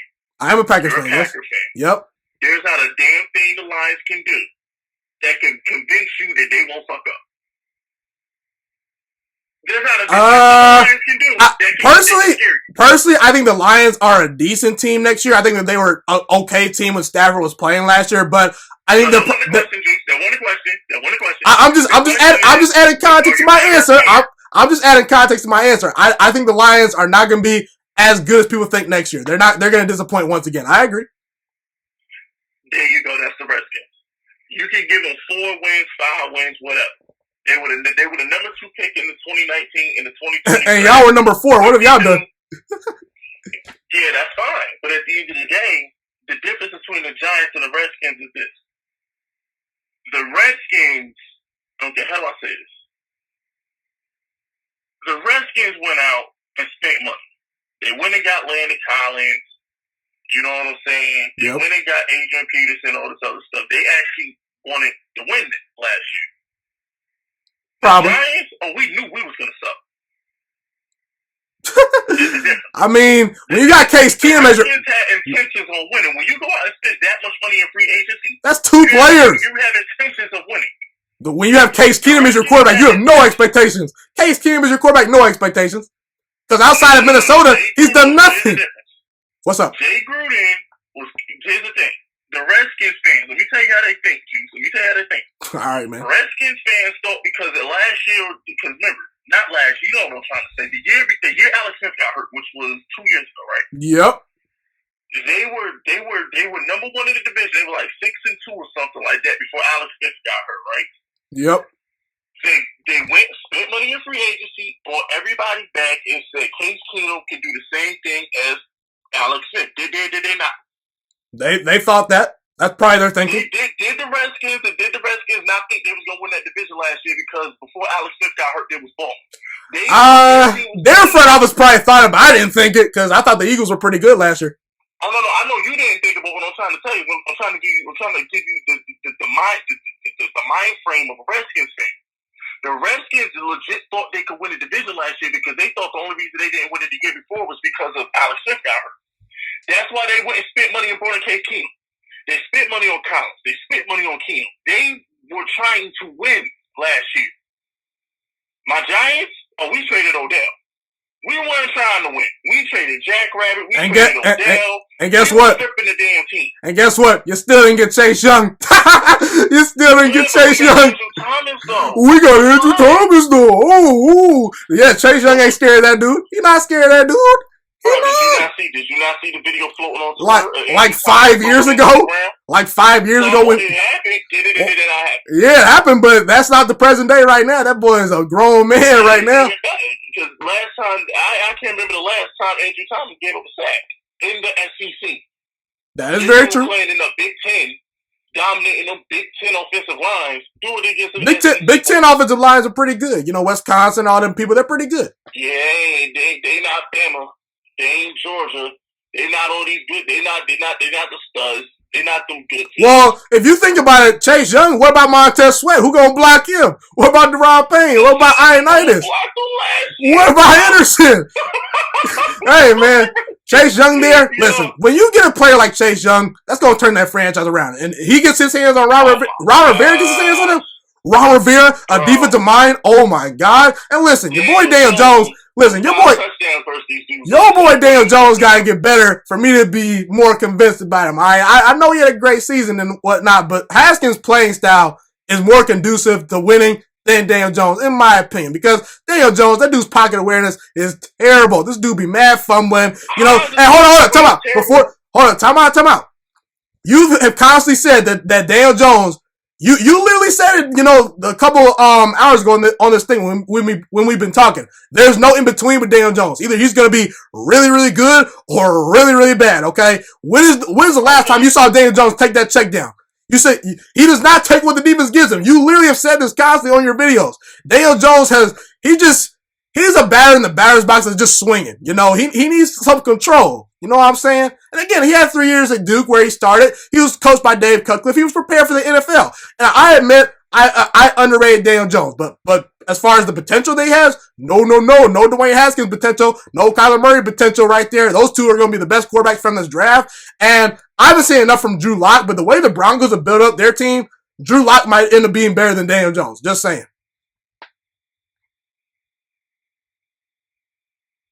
Okay. All right. Look, everybody's entitled to their opinion. All I'm gonna say is this. What's good? You know, I got a long memory. Oh yeah, I know you got a long memory. I know you got your firing range. I know. I'm just saying, you know, I'm very moody. I'm just saying, just keep the same energy. Oh yeah, we'll keep that same energy. You're officially not allowed to say nothing nice about Daniel Jones. I'm allowed to say something nice about Daniel Jones. I've been praising Daniel Jones all season. You're not allowed to praise him. You're not allowed to root for him. You are banned from saying anything nice about Daniel Jones. I never said Daniel Jones is going to be a terrible quarterback. I think that he's a franchise quarterback. You did. What did I say he's going to be? He's not going to be terrible. Drew Lock's going to be better than him. You said Haskins going to be better than him. That doesn't mean he's going to be trash. That just means other players are going to be better. Bro, you said Drew Lock going to be better than him. I said potentially because he has a lot of support. Oh, my goodness. All I'm going to say is, look. You're in or out, Juice. Listen, I'll wait. Look, hold on, time out. I'm in on Daniel Jones. I believe in the guy, but that doesn't mean that I don't think that other players have more potential. It's like, okay, you know, Kyler Murray. I'm in on Kyler Murray. He's not Deshaun Watson. You know, he's not Lamar Jackson right now. There's a difference between being in on someone and saying who's better and who's worse. You know what I'm saying? No, there ain't. When you look. No, there. What are you talking about? Daniel Jones. You're either in on Daniel Jones or you're not. I am in on Daniel Jones, but I have to be realistic about his ceiling. Like a guy and then say he's gonna be the worst quarterback out the bunch. How you gonna be? That's not a bad thing. Hold on, time out. I was a fan of the 2019 NFL draft class as far as quarterbacks. Everyone said that draft class was terrible as far as quarterbacks. Heck, even Gardner Minshew, I think that he's probably going to be out of a job in Jacksonville, you know, because their team's terrible, and I don't think he has a great ceiling. Gardner Minshew better than Haskins. He had a better season than Haskins. I'm not gonna lie, but again, give my boy Dwayne Haskins some time. And listen, Dwayne Haskins has Ron Rivera by his side. You got Joe Judge, who thinks he's baby Bill Belichick. What has Joe Judge done to prove that he's gonna be this amazing coach? What has he done? What has he done? I cannot wait. You know what? Listen, Ron Rivera will make the Redskins a contender. Oh my God. Juice, you better put this out, bro. I'm definitely going to put it out. Oh, I'm putting it out. I'm making a separate clip of this and everything. We're going to put this out. Please put this out. Oh, yeah. I don't know why you slurping the Redskins right now. I don't know. I'm not a Redskins fan. I don't know why you slurping them. I'm not a Redskins fan. The wrong hill. Oh, the wrong hill to die on. Okay, wrong hill to die on. All right, man. Whatever. The wrong hill. And I'm going to say this right now. Hey, I will say this. I won't be surprised if they sweep y'all this year because it's rare that a team loses to the same team again twice in the same season next year. Go look back at history. It's very rare. When was the last time the Redskins beat the Giants? That doesn't matter. They got Ron Rivera, Chase Young, and Dwayne Haskins. When was the last time Giants beat the Eagles? What you talking about? Teams get swept all the time. When the hell is the last time? Well, there's no reason for optimism that you're going to beat the Eagles because they're a great team. You said what? Teams get swept all the time. I can't remember the last time Tom Brady lost to the Bills. Teams get swept all the time. True.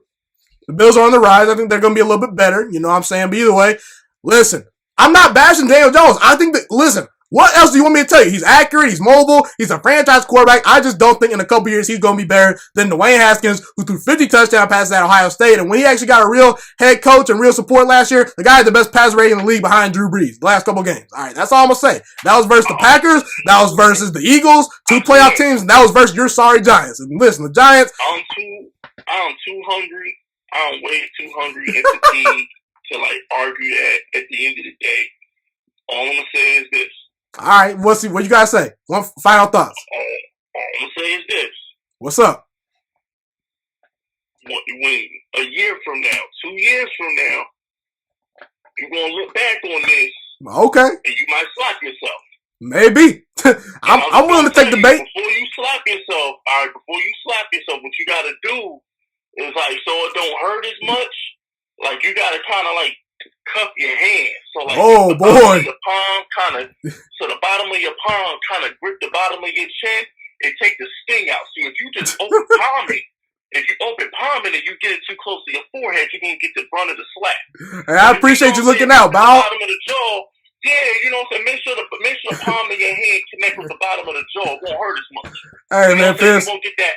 You know what I'm saying? Because you're going to slap yourself for thinking this.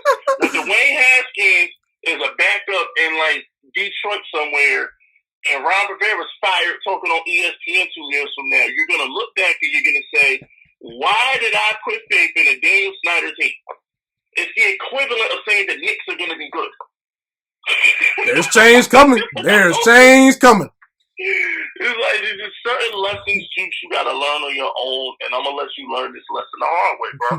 Yeah, all right. You know what, Juice? Here's the thing. Oh, if yeah. you was bigging up the Eagles, or if this was the Cowboys, Juice, I would shut up. I wouldn't say a word. No, I understand your point. The Redskins have a lot to prove. You know, I think that's going to be. They're going to find a way to ruin this. They're going to ruin the kid. Even if Haskins has all the potential you say he do, the Redskins will ruin this. I'm telling you, they can mess up a cup of coffee, bro. All right, man. Will go wrong for the Redskins. I'm trying to tell you. Dwayne Haskins go add some sugar to that coffee. He gonna be throwing mad touchdowns in a couple years. I'm trying to tell you, they're the Browns. The Browns got Baker, Jarvis, and Odell. Still ain't make the playoffs when Big Ben was injured. That is true. So the franchises. But Freddie Kitchens is around Rivera. Yeah, but Ron Rivera is Freddie Kitchens without Cam Newton. What you talking about? Oh, okay. The last time I saw Carolina when they fired, Ron Rivera too early, that team looked like a college team. That team was not very good with Kyle Allen. Ron Rivera got the best out of that dude. Maybe not offensively, but either way, you know what I'm saying. Hey, listen, all I'm going to say is this. When Dwayne Haskins is out there balling, you better reference me, because I've been bigging up Dwayne Haskins. And again, I think Haskins has some things to work on. He needs to be a little more mature. His deep ball accuracy needs improvements. I did a whole film analysis on Haskins. I think that he has some flaws. I don't ever see him being elite. I think that he'll be a high-end, number tier 2 quarterback. He'll be Big Ben Roethlisberger. He's baby Big Ben. Like I said, I never thought Big Ben was ever that dude. But I think that Haskins, the only reason why I say that is because he's not as mobile as I like him to be. He can move around that pocket, but he's not going to take over the game with his legs. That's the only real knock I got against Dwayne Haskins. But other than that, he going to be on his Tom Brady stuff. You know what I'm saying? In that pocket, throwing darts. Woo-hoo! Chase Young on the other side of that defense. Better hope Andrew Thomas is pretty good. That's all I'm going to say. Yeah, the only real question I have about Haskins is the lack of mobility. That's about it. The lack of mobility is the only question I really got. Okay, Juice. I uploaded my Ravens video. What's your final question before we get about it? Man, what's the one thing the Giants need to do to really solidify their team next year? Who's the X factor? I shouldn't say who's the one player, because let me ask this question.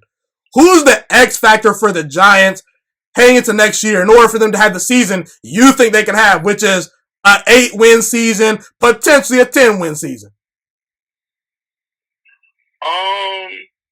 The X factor, truth be told, the X factor, man, besides, it's all on Daniel Jones. Daniel Jones and, you know what? No, it's not. It's obvious. That's too obvious of an answer. Of course. Thank you. It's that I need an underrated guy. Could be a player on defense, a draft pick. Honestly, it's Darius Slayton. Darius Slayton is trash. We're gonna win 4 games. The only way we're gonna win is Darius Slayton. At the end of the day, if Darius Slayton isn't a number 1 receiver, we're fucked. We're fucked. Okay. It's all on Darius Slayton. If he's not the number 1 receiver, we're fucked. Because Tate is a corpse and Shepard ain't reliable. So hopefully Darius Slayton is a real number 1 receiver.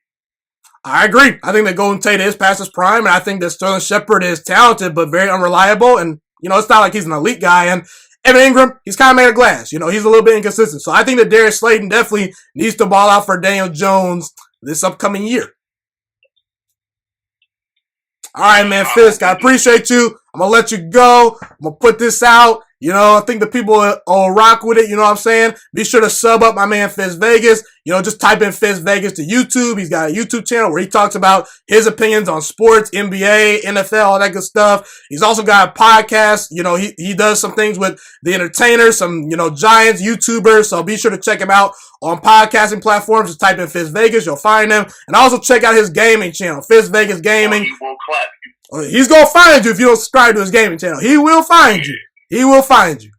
All right, man. Appreciate you. And I'm out. All right, bro. Be safe. You too. Thank you so much for watching this video today. Please also note that the Juice Alert Sports Podcast is not just a YouTube channel. It is available on all podcasting platforms, including Spotify, Google Podcasts, iTunes, and Apple Podcasts. Also, if you enjoyed this video, be sure to like, comment, subscribe, and share this content with all your friends. This podcast is my favorite thing in the entire world right now. It is my passion. I want more people to listen to this podcast. I really want this podcast to grow. Also, a fun fact about me is that I want to go into the sports broadcasting and media world once I graduate from the University of Toledo, a college in Northern Ohio. I currently am a freshman there right now. I am looking to become one of the next great sports broadcasters and analysts out in the world. And I potentially would like to start my own network if this podcast really truly grows. Or if I fall short of that goal, I would love to work for a big-time network like ESPN or Fox Sports 1. I am open to all networks. So if you believe in my dreams and you see or hear my passion through the screen, be sure to tell all your friends about the Juice Alert Sports Podcast. Stay motivated, you guys. Have a God bless day, and I'm out.